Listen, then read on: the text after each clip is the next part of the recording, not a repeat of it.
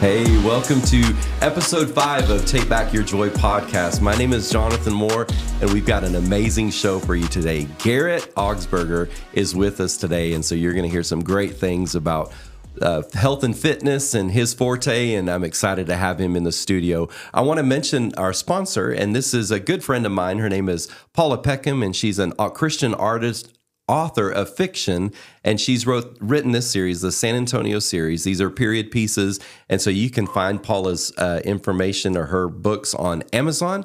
And like I said, this is book 1 in a big series of them, and she is a great writer. I taught with her for about 15 years at a local high school here, and she semi-retired. We're too young to retire, so she didn't retire, but she went into being an author, and so God is doing amazing things through her writing. And so go to Amazon and buy Paula Peckham's series. You won't be disappointed. Well, hey, I want to welcome to the show Garrett Augsburger, and let me tell you a little bit about our connection. Is that I work for Garrett's mom in a local school district here, and she's one of the best bosses in the world. And then years ago, I had Garrett in class. I was his teacher, math teacher for a year there. When you were a little bitty guy, probably 9th grade. Yeah, I sure was. Back in the time. So, hey, welcome to Take Back Your Joy podcast. And thank you so much. Absolutely. I'm so happy to be here. It's a pleasure. Well, tell us a little bit about who Garrett is and what you do. Yeah, so I'll start with saying I do a little bit of everything, right? I've kind of been all over. But just like Jonathan said here, started out in humble little Burleson, Texas, and made my way up through there. Found my way into college, a couple different places. Jumped around, finally fell in love with the health and fitness space through just pure circumstance, I think. And almost 3 degrees and a couple businesses later, here I am, kind of just trying to make a difference in other people's lives, share with all the experiences and knowledge I've gathered with everybody I'm able to interact with around me. Well, you're going to be a little bit humble about this because you're a good man, but you actually have a PhD. And I should be saying Dr. Augsburger, but you do have a PhD, and you use that. So tell us what it's in and how you use that degree. Yeah, so all of my education is in exercise science, kinesiology, health science. And so that's what my PhD is in health science. And I take that into the realm of academia a little bit. I still stay at TCU and as an adjunct professor, so I teach over there. But I primarily utilize that to the aspect of growing my business and connecting to clientele and sharing that knowledge with those that need it. And when it comes to who it is, when my trainers and therapists and coaches are helping people, right? So taking that knowledge, helping grow that next generation of health and wellness experts, shaping them up to be the best they can be so they can help everybody out there in the world. So when you get into that teaching aspect, and you mentioned TCU, and so what's your forte there? What do you make sure that people that are doing what you're doing, what information do you impart to them? Right, yeah. So the primary course that I teach there is called Exercise Assessment and Prescription, and it's all about how do you intake a new client or a new patient for those students that are going to go be physical therapists, going to go into the medical field, going into the health and fitness field. How do you intake them, do proper evaluations, and then based on what you see, whether they are a normal general population or whether they're a special circumstance, somebody with any kind of this special disease that you're dealing with, any kind of condition, how do you take that in consideration and apply what you know to building out a proper program for them, whether it's rehab, whether it's strength training, whatever it might be. So I help those students kind of understand what that looks like, and then really, truly help them understand what it means to go out and be an adult in the real world. How do you take what you apply or what you've learned in your education and move forward with that? I see way too often so many students learn all the material but not know how to go and apply it into the workforce, right? So that's really my primary purpose. It's to help them go from point A to point B. One of the things, and you see gyms all over the place and people working out and so forth, but there is probably a good group of people out there that want to be in shape, that they want to make their lives physically better. What's a starting point? What's something that you would say start here if you want to better your life physically. And I know that you probably have had hundreds of people that you've worked with in that situation. Right, yeah, absolutely. I've had all kinds of clientele from all kinds of different backgrounds. And the first thing that I tell them whenever they first walk into the gym is, you did the hardest part. You came in here, or if it's virtual, you reached out to me. That is step number one. That's the first thing to do, is you just make that one big step. For some people, that's a small step. Others, that's a huge step. Just making that one step into the fitness facility, reaching out to somebody that can help you, right? That goes, once you do that, everything else is downhill from there, right? It's a piece of cake. I like that thought. And I do, it's like what do you call it? It's a circuit class and so forth. And one of the coaches will say that often. She'll say, the biggest step you took today was showing up, or half the step you took. And it sounds a little cheesy when people say that, but they're absolutely right. It's, how thankful are you every time you leave there that you showed up, right? You feel so great when you walk out of that space. And for those who are just getting started, yeah, it's a little nerve-wracking whenever you first walk in, but when you leave, you're like, oh wow, this was special. This was worth it.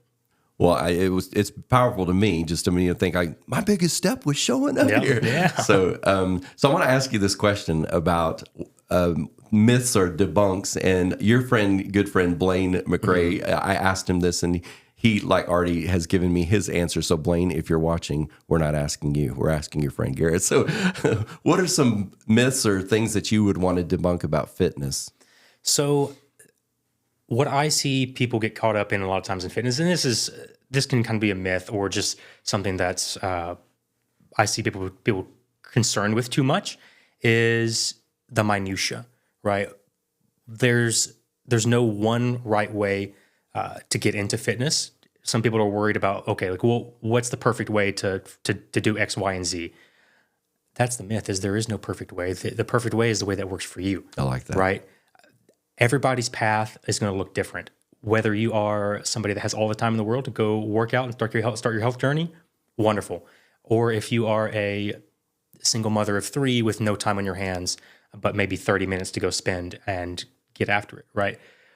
Whatever that your timing looks like, whatever it is your passion looks like when it comes to the fitness space, find that and dive into it. It might take a minute, and so that's part of what I talked about earlier, just entering the space. That's a big step. You started. You can kind of figure out, does this work for me? If not, no big deal. You learned, right? You learned that maybe this fashion, maybe the cardio, the just cardio wasn't really for me. Maybe I like more the weight training side of things. Maybe I like more of a mixed bag. Maybe I like going to do Pilates. Maybe I like doing spin. Maybe I want to have a personal trainer that's there one-on-one helping me with weight training, right? There's no one size fits all. That's the myth. Is just you find what works for you and fall in love with it. This is a big question here, and I know the kind of man that you are, and you're a godly man. But I think, and I want to ask you: is there a connection between physical fitness and our mental health, and our emotional health, and our spiritual health? What do you say to something like that? So, I mean, a resounding yes. But there's all kinds of studies that already have been put out for decades now, I guess, about the mental benefits that come alongside with resistance training, working out. We already know what that does to brain chemistry and how that affects just everything downstream of that. Right, so you work out, you feel great. Those endorphins are released. There's a cascade of these hormones into the brain, and now you're feeling so much clearer and better after the workout, right? So you had just the benefit of physical, you worked out, right? We're seeing the physical benefits, but now there's the cognitive benefits that come from it. There's the mental stability, the clarity, the focus that is now cascading from the workout, right? I think sometimes after a workout, man, I'm gonna be cloudy and unfocused because I worked so hard. No, I worked out about an hour and a half ago. I'm clear. I'm focused right now. I feel great, and I know it's because I worked out already. If I was working out later on, haven't quite gotten there yet, I might be a little less sharp, a little less quick with the tongue. My mind's not going to be quite where I want it to be. But mind feels better, body feels better. And then when both of those things are in place, this is for me personally, I feel so much more spiritually connected. That's cool. My mind is clear. I'm crisp, I'm focused. And when all those things are in line, guess what? I can hear the voice of God more clearly.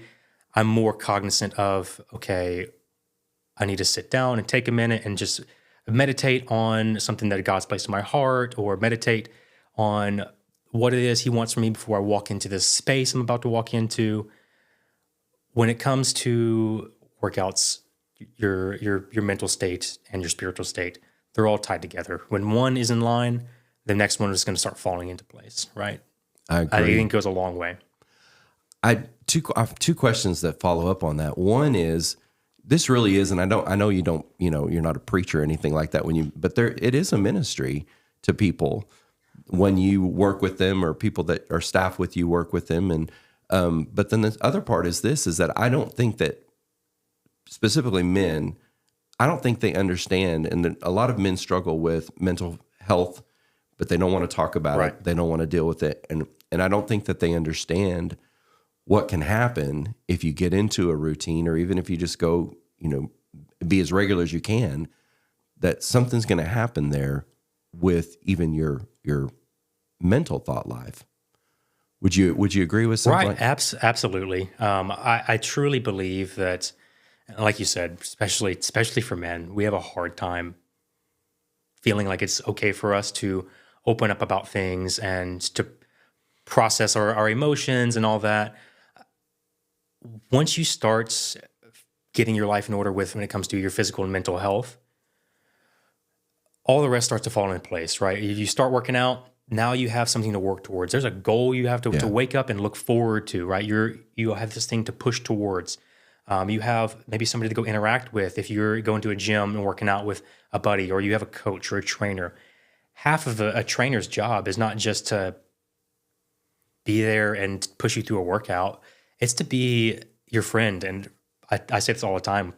Trainers are half therapists, because there's a lot of truth to that. They are 100% sitting there and becoming really, really close to these people, and just getting to hear their stories. I'm so thankful for my time that I got to spend as just a one-on-one trainer whenever I was coming up doing that, just listening to all the different stories people had, the different backgrounds they were coming from. It gave me so much inspiration, because these people really took a big step coming in here. For me, I was taking it for granted because it was my job. I'm supposed to be here. This is just what I do. I was always an athlete. I always was working out. But for them, this was brand new, men and women, brand new, and they took the step to come in here and come talk to me. And now, not only am I their trainer, but I'm their friend. I have clients that we grew so close together over the years, just because I was seeing them 2-3 days a week, that I still keep. I haven't been their coach, been their trainer in years, and I still keep just super close with them. We still talk, hang out. Every once in a while, we'll go out, grab lunch, whatever it might be. And so just you build relationships in that, and it just goes a long way. I've seen people just come so far mentally, spiritually, and physically over the years whenever I first started with them. And it's rewarding.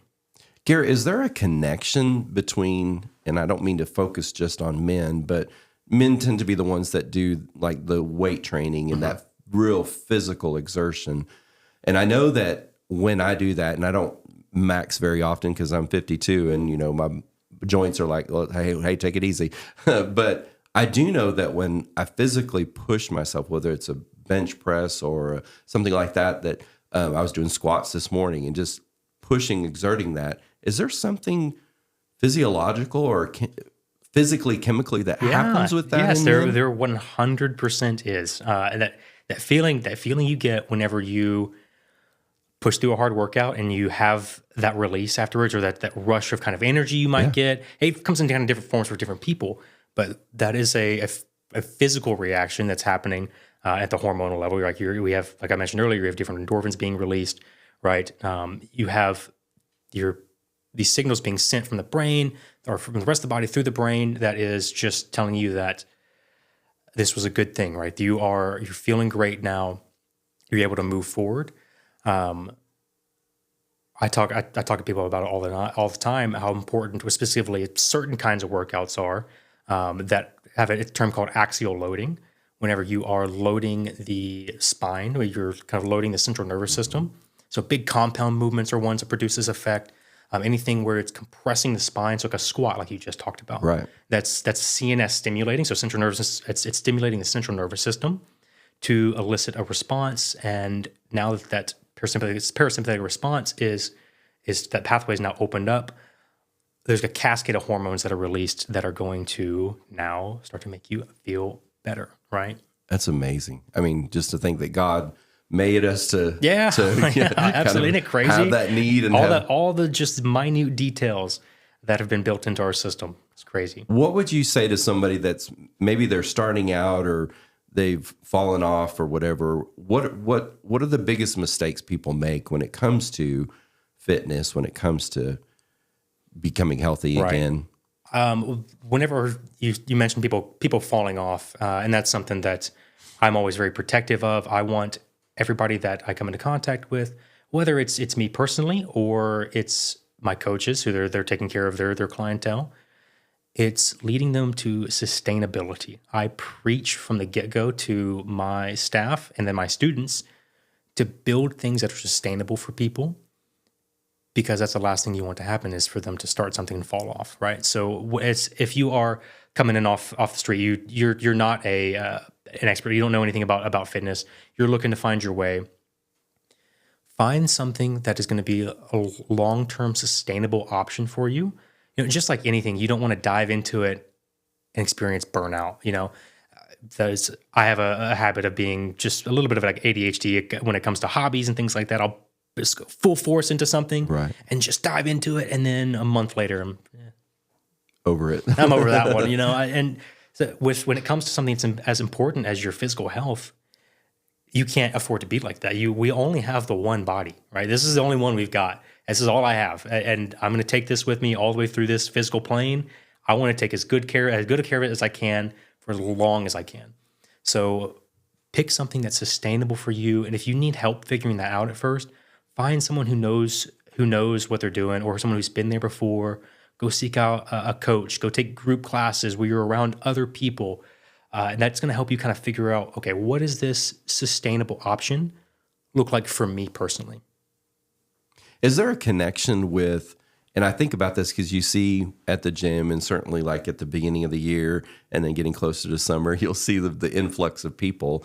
But one of the things that just kind of weighs a little bit on me is to see young men, like teenage guys that aren't very, familiar with the gym. They aren't familiar, and they kind of just navigating it. And I've done it in a nice way where they're trying to spot each other. I'm like, okay, come to the back of the rack here, spot each other back here. What would you say to that young man that's skinny and doesn't seem to, he can't put muscles on, and he's wanting to start? What do you say to that young man? Just give it time and commitment, right? You have to commit to it. Just like anything in life, you have to put in the effort. You think all those people in the gym or go to the extreme, look at like bodybuilders and stuff like that. You think they got there in the blink of an eye? No, that's years and years of training that they've put in. That's just taken dedication, right? If you want to take care of that body, for what age group are we talking about? You're 17, 16 years old. Yeah, for a guy like that, and you don't think about the long term. I've got a whole life ahead of me, to worry about. But you do only get the one body. The earlier you start, the better. Just commit to it, and there's a wealth of knowledge out there. Ask around, YouTube, research, read articles, right? Dive into it. Focus on an aspect of it that you love, and don't look back. I like that a lot of young men do go.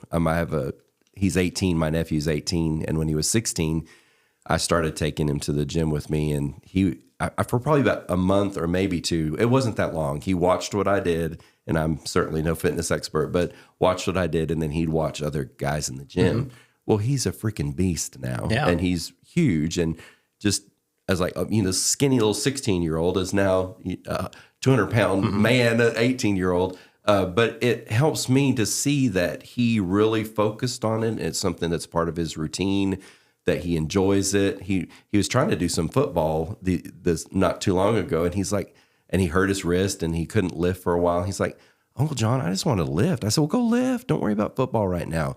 Go lift. He goes, that's where my mind gets cleared. And that's great that he's figured it out that early too, right? It was shocking. Yeah, it's 17, 18 years old, and you already know that, hey, this is fun for me. Gives me some mental clarity. That's awesome. What do you say? And this is probably 90% of the people out there that want to change their life, but they're like, Garrett, my schedule is crazy. What do you say to that person? Especially, and you mentioned the mom with 3 kids and she's juggling a bazillion things. What do you say? Start somewhere. Just pick something and start somewhere. If all it takes is to find a virtual program or an online coach that helps you figure out what something you can do at home, before the kids wake up or before you have to go to work or over lunch, whatever it might be. If it's 15, 20 minutes, that's wonderful. That is great. Just do it. And once you start, you'll be able to kind of navigate and figure out where it is that you need to be or where it is that works for you, right? But if you just start somewhere, then it's going to make everything so much easier down the line. I always say that there's always a way. There's always a way for somebody to do it. I've had so many people come to me and say exactly that. Like, yeah, I don't have the time. Once I get home, I'm so exhausted. And say, okay, let's unpack that. Let's look at where is a place that maybe we have 20 minutes where you can go in the bedroom and do body weight stuff, or where you can escape and do a 30-minute class or whatever it might be. There's always a way to make it happen. I think one of the things people, and I do this sometimes, they'll do, all they can do is 15 minutes or 20 minutes. And I say, well, that's not going to count.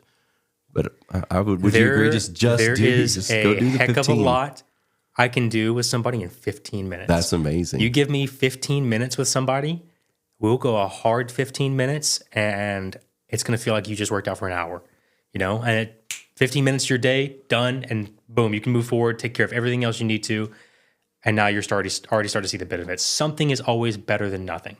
Absolutely. And this may go along with that same kind of thought, but the motivation of it, and to stay motivated, and specifically with like diet. A lot of people struggle with staying motivated with, they'll maybe work out, but then their diet is trash. Nobody I know. Maybe I've done that, but what do you say to that person? Yeah, well, there is 3 primary pillars of health of physical health that are going to build your platform for your future success. One of them is the workouts, right? Are you working out? Great, wonderful start. The second one is nutrition. Is nutrition in order? The third one is sleep. If any one of those 3 pillars is out of line, that your building's not going to stand. You're going to be out of sync, right? And so it's tough to stay on track and stay motivated to take care of all 3 of those things. But again, there's always a way. There's always a way that's going to work for each individual person. That's not going to look the same for anybody. I'm not going to go give cookie cutter advice just because it's what works for me is going to be totally different for somebody else, right? But find a way that works for you and that helps keep you motivated. If that is finding a nutrition coach or a workout coach, whatever it might be, a program that you like to follow online, then go for it, right? Focus on the nutrition, focus on the workouts, figure out what works for you on that front. Get your however many hours of sleep you need. That's also different for everybody else. That 8 hours is a great suggestion, but I'll tell people to figure out what works for them on that as well. I found out when it specifically came to sleep, because I was like, I don't sleep enough, or I get up early and have to. And then I thought about how much time I waste on my phone. Mm-hmm.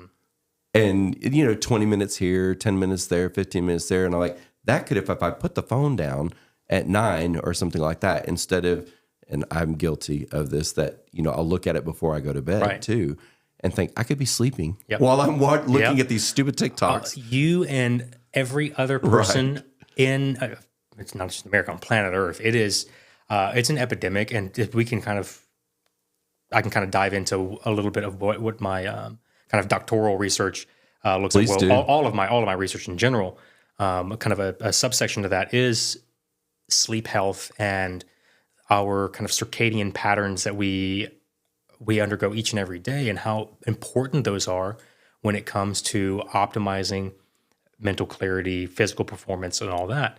That time you spend on the phone at night just doom scrolling on TikTok or Instagram is a lot more detrimental to your physical and mental performance than you think it is. Not just because, I'm losing sleep, but also we have this fancy term. It's called your suprachiasmatic nucleus. It's this little thing in the hypothalamus in your brain. It's your primary circadian clock within your body, right? It helps your body stay in tune with what time of day it is, what's our sleep-awake cycle looks like, and that gets all thrown off whenever I have this artificial light right in my face for an extra hour at night, or whenever I wake up in the morning and I'm looking at it, right? The best thing you can do is, and obviously you have to make work with what you can with your schedule and things like that, but artificial light, if you can limit that a couple hours before bed, wonderful. Go put that phone somewhere on the other side of the room. It'll be there for you in the morning, right? So if your alarm needs to go off, this is even better, because now you have to stand up and go get your phone over there, and now you're out of bed. Great. That's awesome. That's what I've learned to do to make that works for me, because I'm guilty of that too, sitting there on my phone just and look up. I was just looking at it for 30 minutes. Right. So what am I doing? This I should know better, right? But yeah, you want to be protective of your brain on that front. The amount of light we take in is very, very, very crucial to how we feel throughout the rest of the day. If you get good natural light in early, close that down a few hours before bed, get your 8 hours, you're going to feel so well rested as you move into the next day, right? Your mind's going to be so much more clear and so much more focused.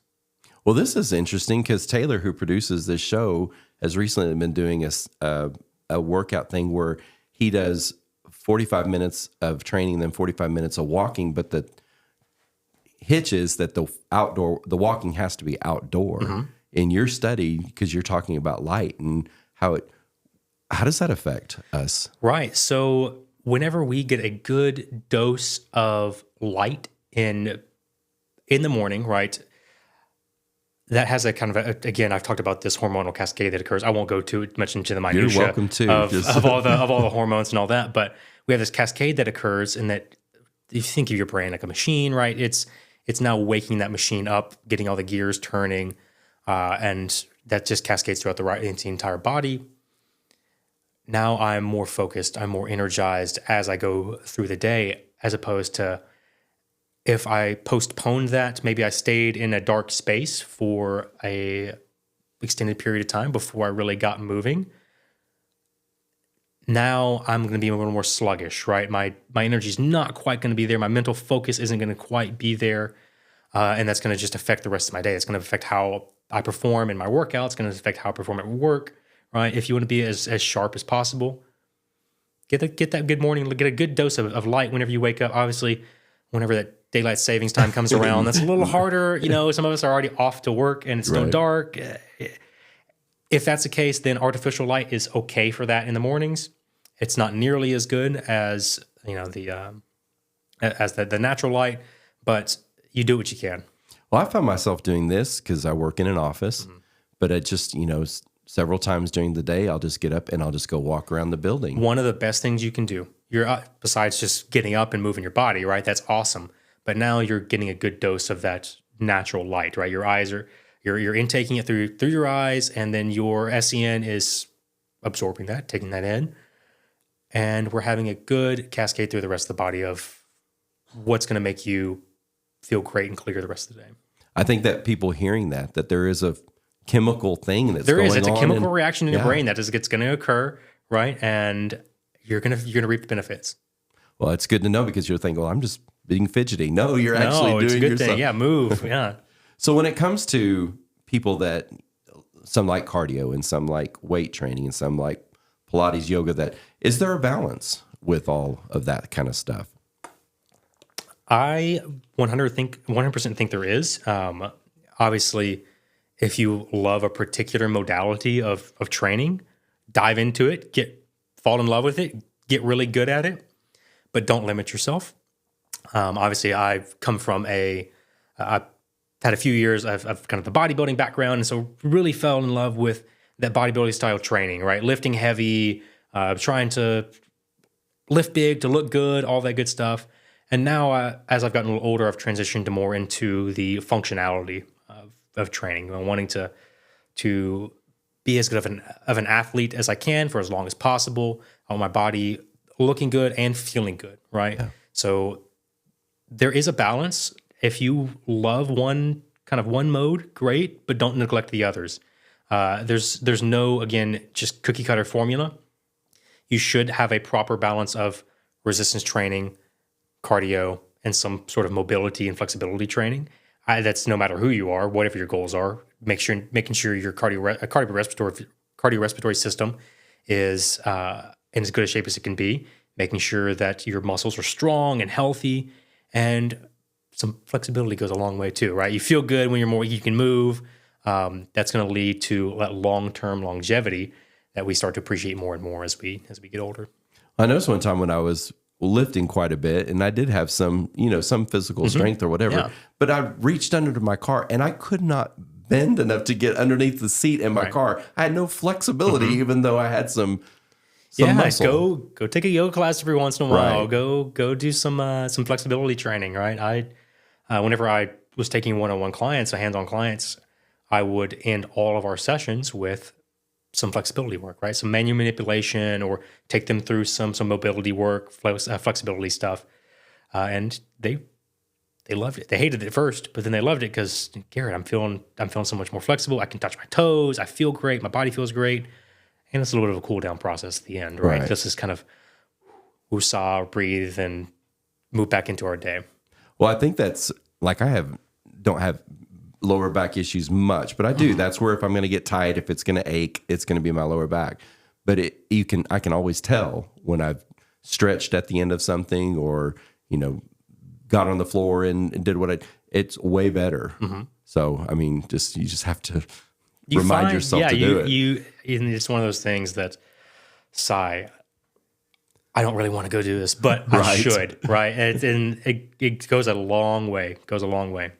So I know you said one of those three pillars is diet, and I think all of us know what's good diet, what's not good diet. Relatively, right. But we live in a fast food society. So what do you say to that person that says, I really want to work out, but just it's way easier to go through the drive-through?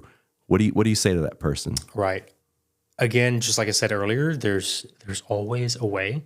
I have fallen into, again, this is what I do. I've fallen into that trap of, Garrett, you've kind of picked up a few too many drive-throughs this week. Let's maybe cut back on that. And I feel it. I really start to feel it whenever I start to go through a week where my diet's just not really in shape and everything else is out of whack from there.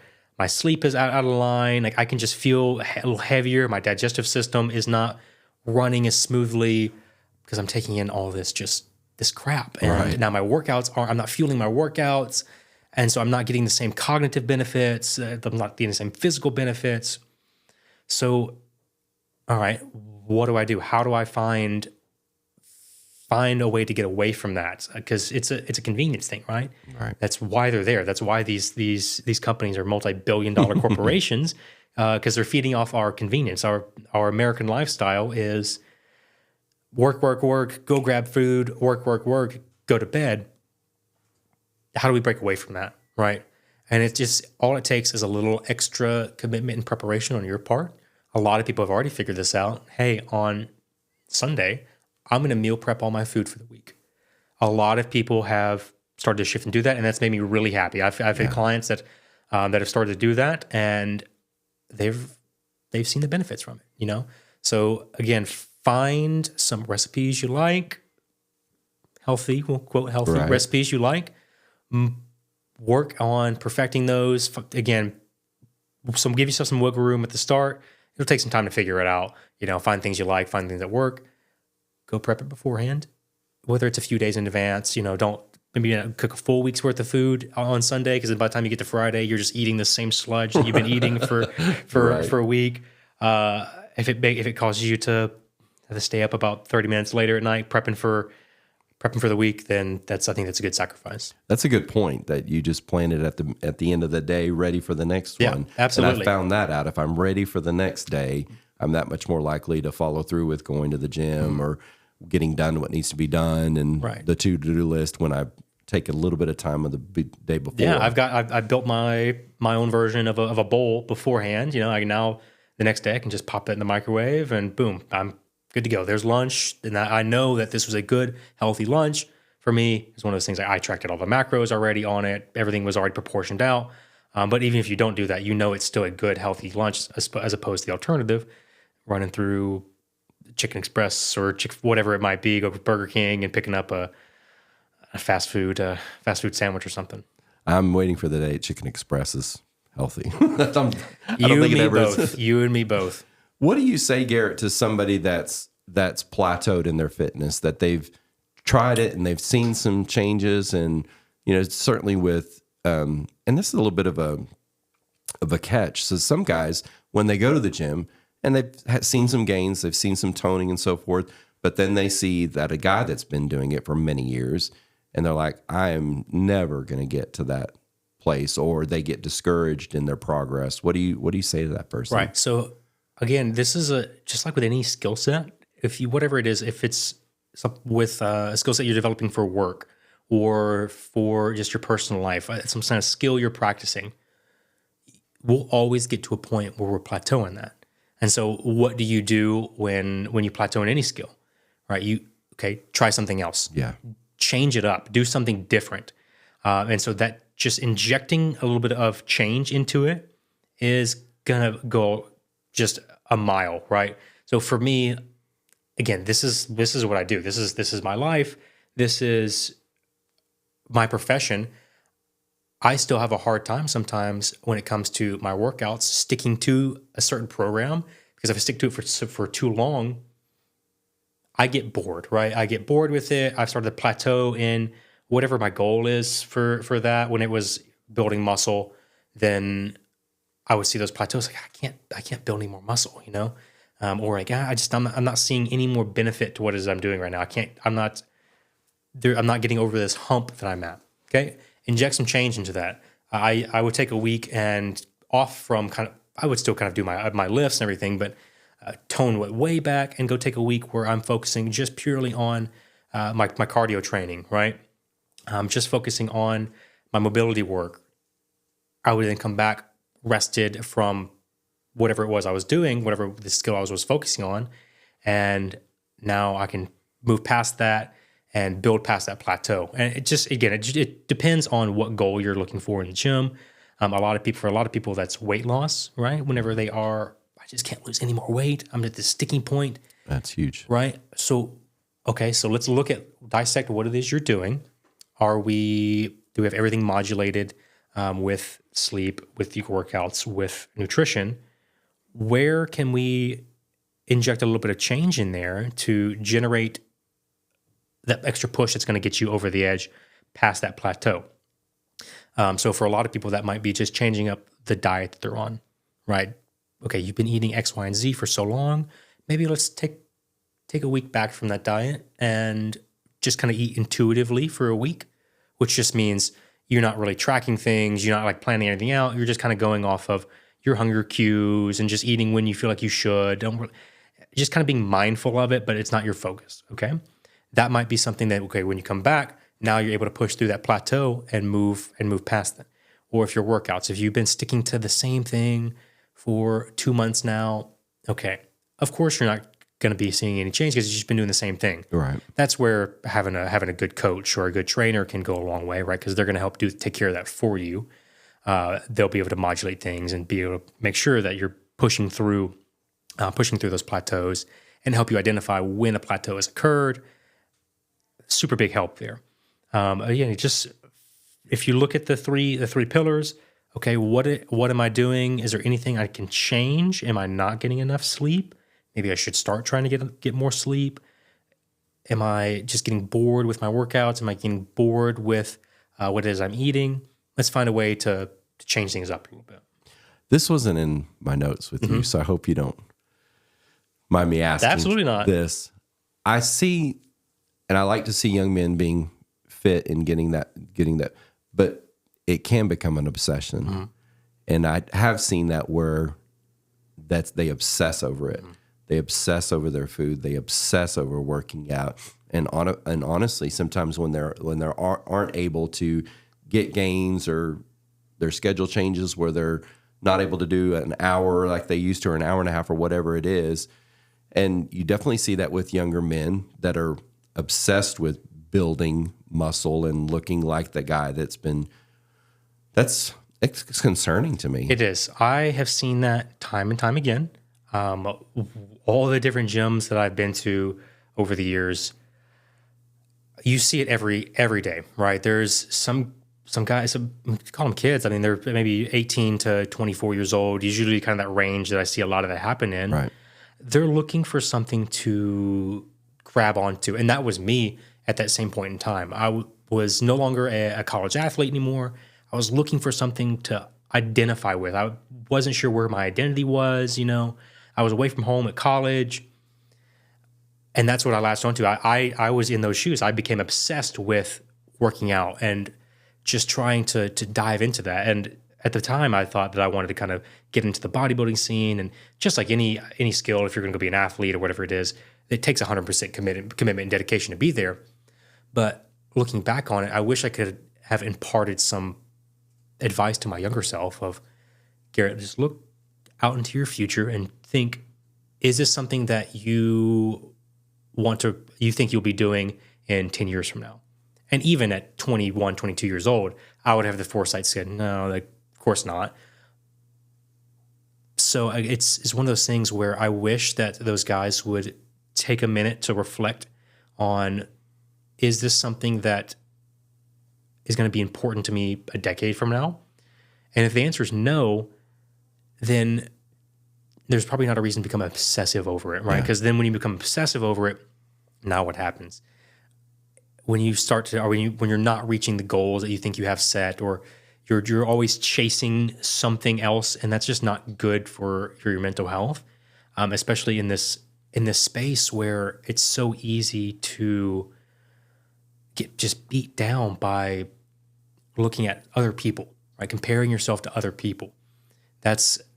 I've seen so many guys and girls, right, fall into the trap of, I'm never going to look like that person over there. I'm never going to look like them, Okay, who cares? It's fine. You're you. Be you. Be the best version of you that you can be. Don't obsess over this thing. You're never going to look like that. You're going to look like the best version of you that you can put out there. I hate to see young men and women fall into this mental trap of becoming obsessive over something like over how their body looks, right? It's important to take care of your body, and we should all strive to look good and to be physically fit, right? But we shouldn't become mentally obsessive over it, where it's becoming this thing where if we're not that, right, then we're nothing. And I fell through a cycle of that as well. And it's like, I get it. There's this thing I kind of fell in love with, and it's great. Love it. Go be good at it, but don't make that your personality. Don't make that your be all end all, right? Have other things to focus on and get good at. Not this one thing that's so focused on just the aesthetics, and whenever you're not this thing, it's just so detrimental to the mental health of all these young men and women that I've seen. I'm glad I've asked you this, and like I said, it wasn't in our sequence because what you've said is good.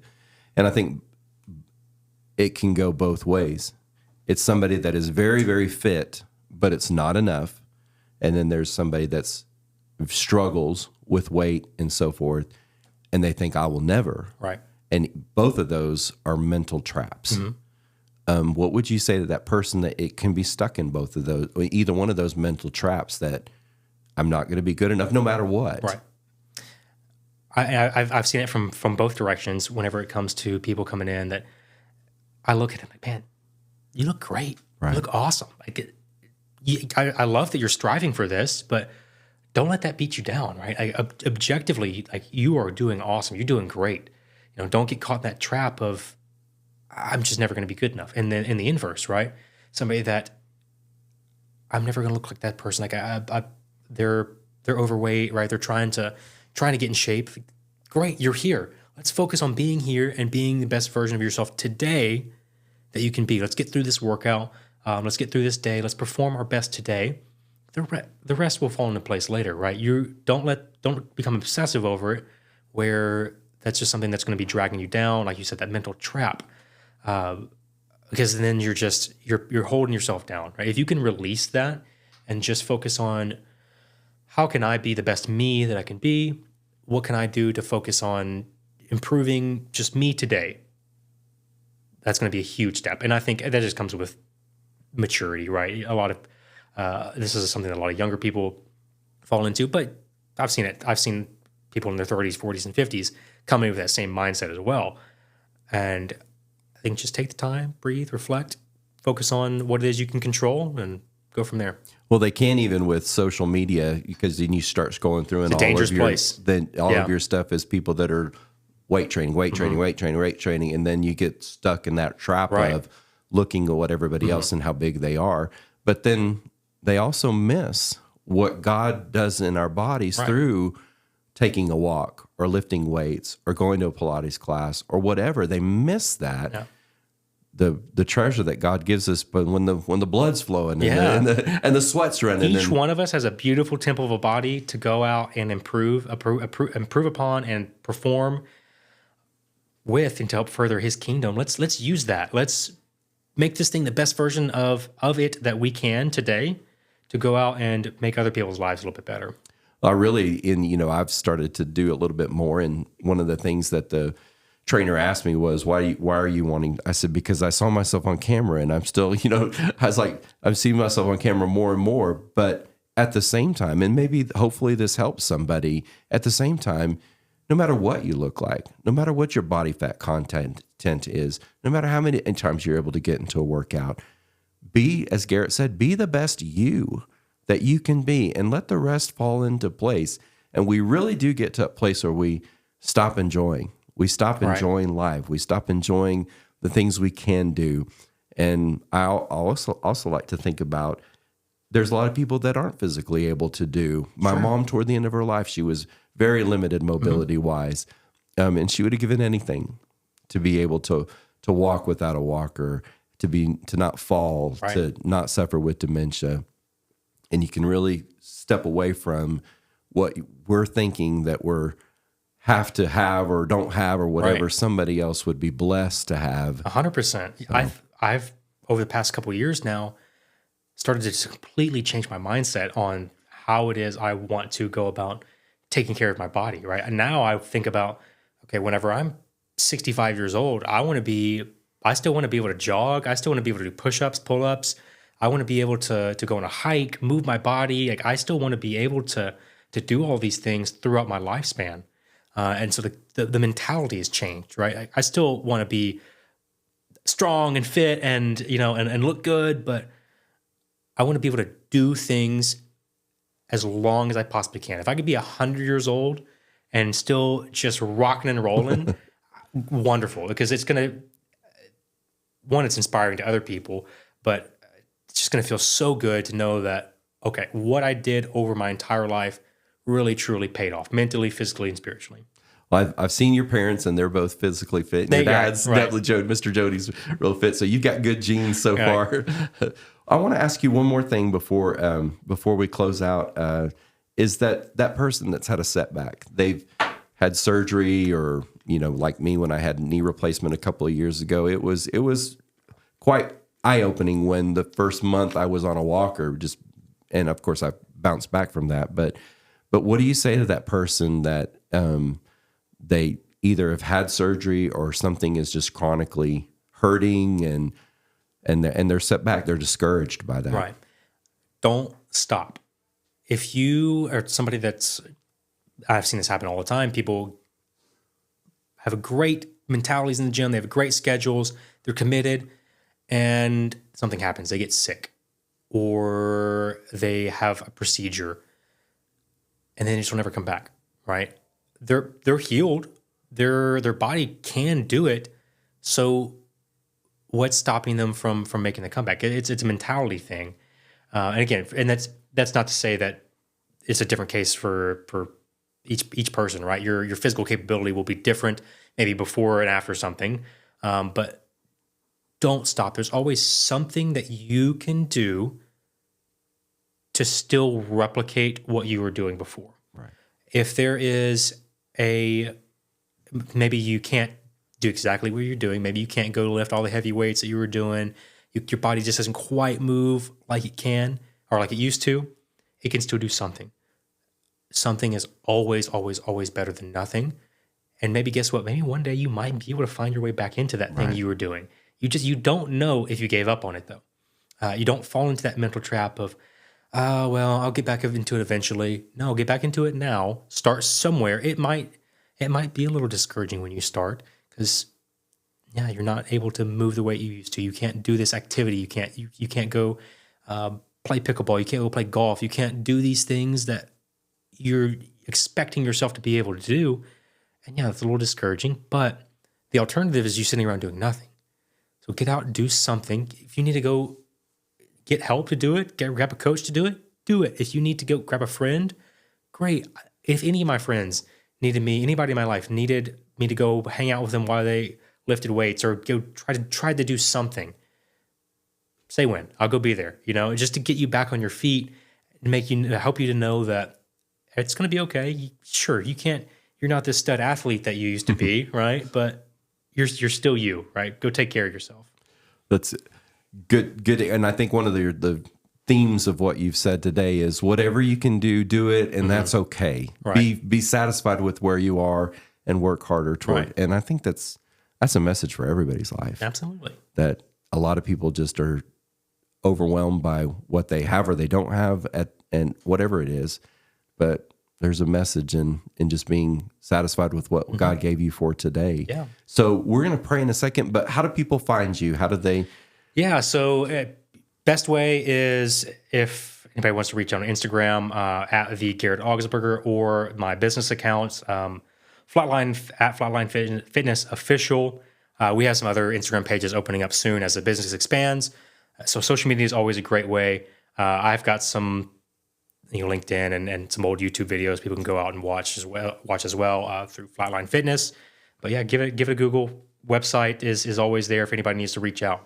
We'll follow Garrett, and we'll put your links in our show notes. And Garrett also likes to travel, and I like your travel vlogs as well. So I know you haven't been able to much lately, have you? No, but I'm starting back up soon. Got some good trips planned. So follow him more than just fitness. He does some neat, different adventures and so forth. So you'll want to see that.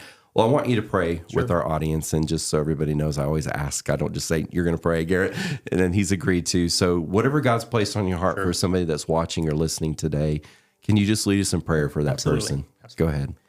Dear Lord, Heavenly Father, thank you for the opportunity to just come together today to praise you about all the good things that you brought us. When it comes to our physical and mental health, Lord, we thank you for just the bodies and the minds that you've given us.